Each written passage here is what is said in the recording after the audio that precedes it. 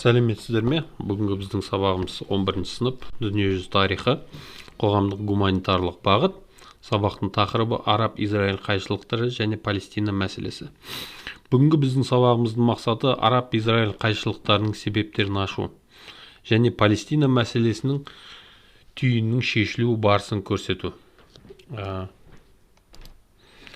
Араб-Израиль соғыстарына келетін болсақ, 1948 жыл 14 мамырда Британ үкіметі Палестинаны басқарудан бас тартатынын мәлімдеді. 1948 жыл 15 мамырда Палестина уақытша еврей үкіметі Израиль мемлекетінің құрылғанын жариялады. Израиль мемлекеті құрылуы жарияланысымен іргелес араб мемлекеттерінің барлығы бірден-ақ Біріккен ұлттар ұйымының Палестина аумағын бөлу туралы қарармен келіспеді. Израильге соғыс жариялады. Бірінші Араб-Израиль соғысы басталды. Бұл соғыс 1948-1949 жылдарда болды.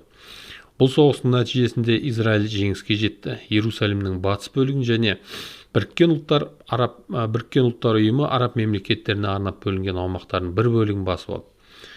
Екінші Араб-Израиль соғысы 1956 жылы 30 қазанда Израиль армиясының Египетке шабуыл жасап, Синай түбегін және Газа секторын басып алудан басталды. Бұл соғыс 31 қазанда Біріккен ұлттар ұйымының қарарына сәйкес Египеттегі ұрыс қимылдары 7 қарашада тоқтатылды.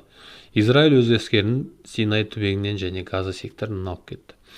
Үшінші Араб-Израиль соғысы 1967 жылы 5 маусымда басталып, 6 күндік деген атқа ие болды.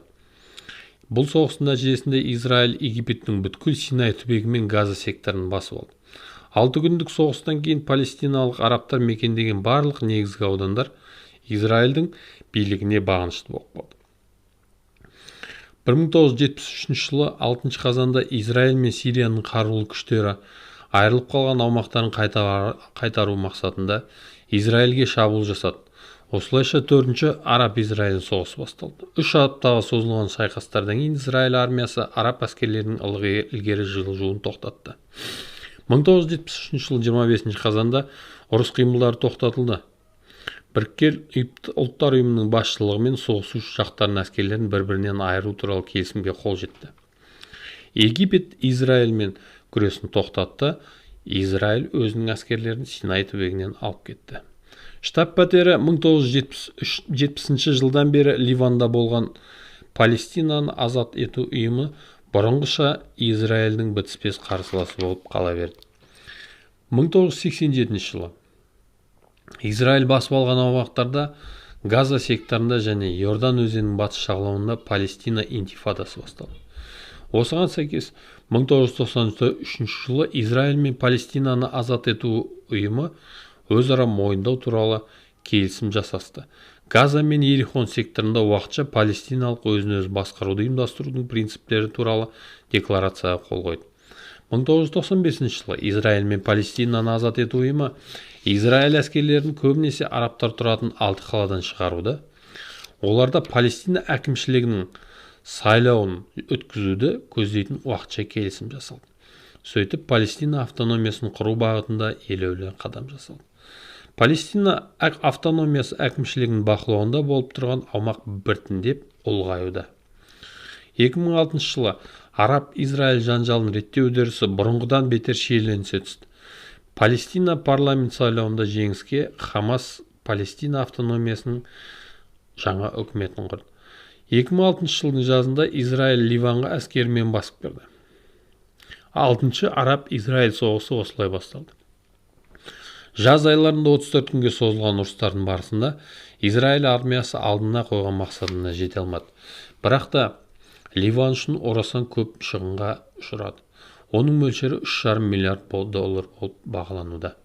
2009 жылы маусымда Израильдің премьер-министрі Беньямин Натаньяху таяу шығыстағы жағдайды реттеудің жоспарын ұсынды.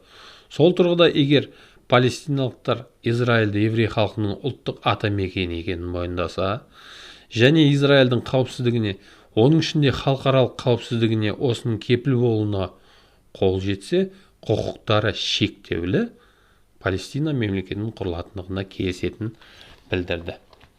Осы орайда сіздерге келесі осы тақырып бойынша үй тапсырмасы беріледі. Бірінші кестемен жұмыс. Осы бірінші кестеде көріп тұрсыздар, Араб-Израиль соғыстары. Яғни ол бірінші бағанаға жазып шығасыздар. Қай жылдары болғаны екінші бағанада көрсетіледі. Және де нәтижесін кішкене осы үшінші бағанада үлкенірек қойып, нәтижесін дәптерге үлкенірек етіп жазсаңыздар.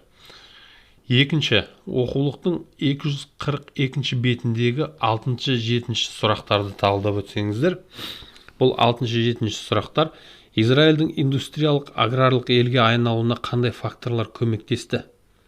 Бұл жерде сіздерге қосымша ізденуге тура келеді.